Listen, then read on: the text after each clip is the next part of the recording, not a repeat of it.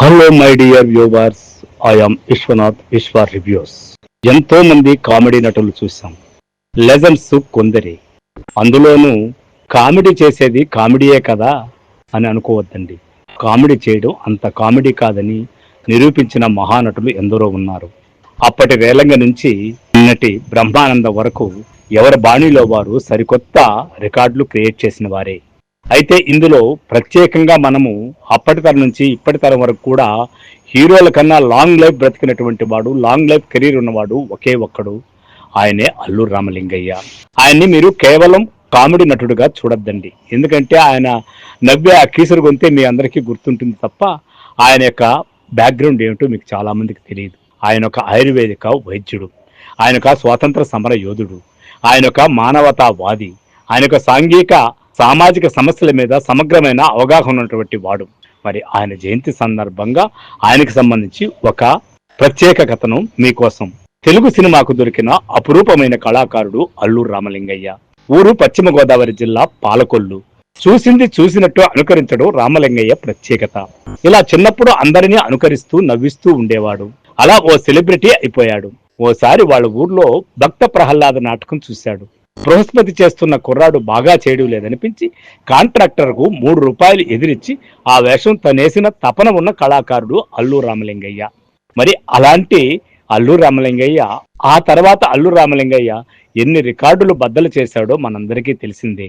కామెడీగా రాఘవేంద్రరావు సినిమాలో ఎంత ప్రాధాన్యత ఉండేదో అదేవిధంగా కళాత్మకమైన చిత్రాలు తీసినటువంటి కె విశ్వనాథ్ సినిమాల్లో కూడా ఆయనకు అంతే ప్రాధాన్యత ఉండేది.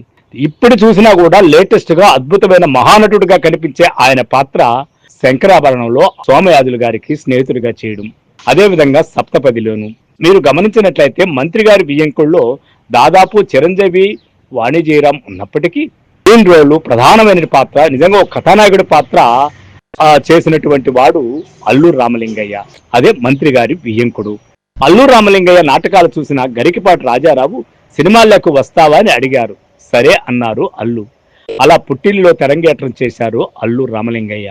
అల్లుకు కళలతో పాటు నాటి స్వాతంత్ర పోరాటంలో పాల్గొనడం కూడా ఇష్టమే. అలా క్విట్ ఇండియా ఉద్యమంలో పాల్గొని జైలుకు వెళ్లారు కూడా. విడుదలైన తర్వాత చాలా కాలానికి సినిమాల్లోకి ప్రవేశించారు. పుట్టిల్లు తర్వాత హెచ్ఎం రెడ్డి గారి వద్దంటే డబ్బులో నటించారు. పుట్టిల్లు చిత్రం నిర్మాణ కాలంలోనే కుటుంబాన్ని మద్రాసుకు మార్చారు. నిజంగా భద్రత లేని సినిమా జీవితంలో 1-2 సినిమాలతోనే ఫ్యామిలీ మొత్తం చెన్నైకి మార్చినటువంటి చాలా మంది నటుల్లో మొదటివాడు అల్లు రామలింగయ్య. కుటుంబ పోషణకు చాలా కష్టాలే పడ్డాడు. నెమ్మదిగా వేషాలు పెరిగాయి. అప్పు చేసి పప్పుకూడు, మాయాబజారు, దొంగరాముడు, మూగ మనసులు లాంటి సూపర్ డూపర్ హిట్ చిత్రాల్లో గుర్తుండిపోయే పాత్రలు చేస్తూ వచ్చాడు. దానితో ఆయన నటుడిగా వెనక్కి తిరిగి చూసుకోవాల్సిన పనే లేకుండా పోయింది.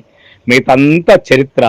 ఆయన తర్వాత ఆయన కొడుకు అల్లు అరవింద్ గారు ప్రసిద్ధమైనటువంటి నిర్మాతగా పేరుగాంచాడు. ఇక అల్లుడు చిరంజీవి చెప్పాల్సిన అవసరం లేదు. తెలుగు సినిమాను శాసించే స్థాయికి వెళ్ళినటువంటి వాడు చిరంజీవి. ఇక నార్త్ సౌత్ అని తేడా లేకుండా పాన్ ఇండియా స్టార్గా వెలిగిపోయినటువంటి వాడు అల్లు అర్జున్, అల్లు రామలింగయ్య గారి ముద్దుల మనవడే. ఇలా వారు రామారావు, నాగేశ్వరరావు తర్వాత ఒక ఐకాన్ గా స్టాండ్ అయినటువంటి కుటుంబాల్లో అల్లు కుటుంబం కూడా ఒకటి. ఆ అల్లు కుటుంబము ఆ విధంగా సినిమా పరిశ్రమలో పాతుకుపోవడం వల్ల నేటికి స్థిరమైనటువంటి నిర్మాతగా రామానాయుడు తర్వాత అల్లు అరవింద్ గారిని చెప్పుకుంటారు. ఆయన ఫెయిల్యూర్ ఇచ్చుండొచ్చు కానీ వ్యాపారంగా ఆయన ఇంతవరకు ఎప్పుడూ ఫెయిల్ అయింది లేదు. నటుడుగా అల్లు రామలింగయ్య అసలు ఫెయిల్ లేదు. కొడుకు తండ్రి ఇద్దరూ కలిసి అటు నిర్మాతగాను ఇట ఆర్టిస్టులుగాను బ్రహ్మాండమైనటువంటి కెరీర్ సంపాదించుకున్నారు. పేరుకు పేరు, డబ్బుకు డబ్బు, అంతస్తుకు అంతస్తు ఉన్నటువంటి అల్లు కుటుంబం ఎంతైనా తెలుగు సినిమా పరిశ్రమలో ఒక ముఖ్య పాత్రగా మారిపోయింది. చెంటబ్బాయితో అల్లు అరవింద్ చేసిన కామెడీ పాత్ర తలుచుకుంటే తండ్రికి తగ్గ వారసుడే అనిపిస్తుంది. అలా అల్లు రామలింగయ్య ఏ పాత్రకు ఆ పాత్ర ప్రత్యేకతగా చేస్తూ తెలుగు పరిశ్రమ గుండెల్లోనూ తెలుగు ప్రేక్షకుల యొక్క మనసులోనూ శాశ్వత స్థానం సంపాదించుకున్నాడు. జయంతి సందర్భంగా అల్లు రామలింగయ్యకు నిజంగా ఎక్కడున్నా స్వర్గంలో నిజంగా అక్కడ కూడా చిత్రగుప్తుడి వేషంలో యముణ్ణి అలరిస్తున్నాడా, దేవతలు నవ్విస్తున్నాడు తెలియదు కానీ ఆయనకి శుభాకాంక్షలు చెప్తోంది Vishwa reviews. I'm Vishwanath. Thank you. ఈ అల్లు రామలింగయ్య కథనం కానీ మీకు నచ్చినట్లయితే షేర్ చేయండి, కామెంట్ చేయండి. Thank you.